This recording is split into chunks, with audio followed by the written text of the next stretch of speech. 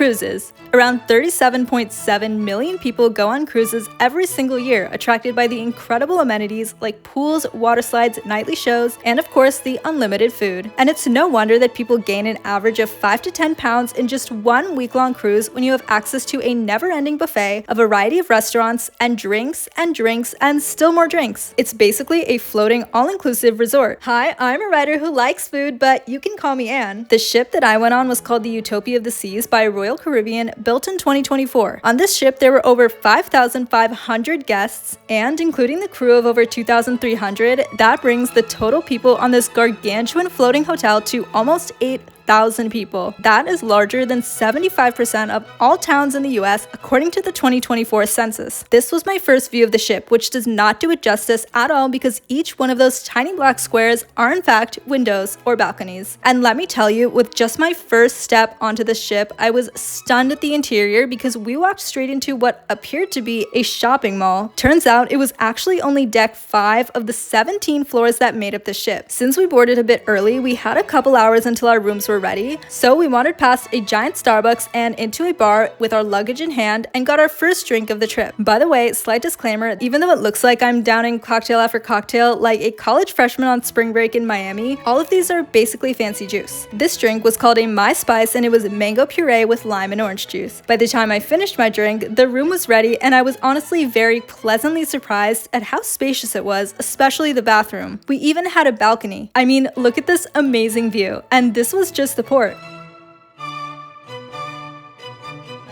After changing into my swimsuit underneath my clothes, I took the elevator up to the 15th floor, also known as the lower pool deck, because absolutely this cruise ship did not have one, but 2 stories of pools complete with over 100 pool chairs and 4 giant slides, 3 of which were water slides. But of course, on this trip, I had one mission and one mission only: eat and drink as much as humanly possible. So I instantly scoped out the pool bar and ordered myself a delicious grapefruit ginger refresher, which I finished almost instantly. At this point, I was regretting my sun protection outfit of jeans and long sleeves, so I made my way to the outdoor pool restaurant El Loco Fresh, where instead of trying the build your own taco station or the variety of salsas, I went straight to the desserts, where I got a mini caramel flan with a strawberry on top. It was pretty good, even if it didn't really taste like flan, and I absolutely sweated off my makeup, but that doesn't matter when you have a mystery drink. I actually don't know what was in this, but the bartender said it was his specialty and it was really good. Then they had a sail away party by the pool and we were finally off on our adventure. Here's me holding my hat because the second we set sail, it got windy for some reason. Strange. Now that I was full and the ship was moving, I decided to go down to the place that had been calling out to me from below. I am talking about Central Park. I'm sure the one in New York City is cool and all, but is it on a ship? Those are all real plants, by the way. After walking around and exploring a bit, we worked up an appetite. But since dinner was not for a few hours, we made our way up for the first of many times to the Windjammer, also known as the famous all-you-can-eat buffet. And to my surprise, there were a bunch of gluten-free options.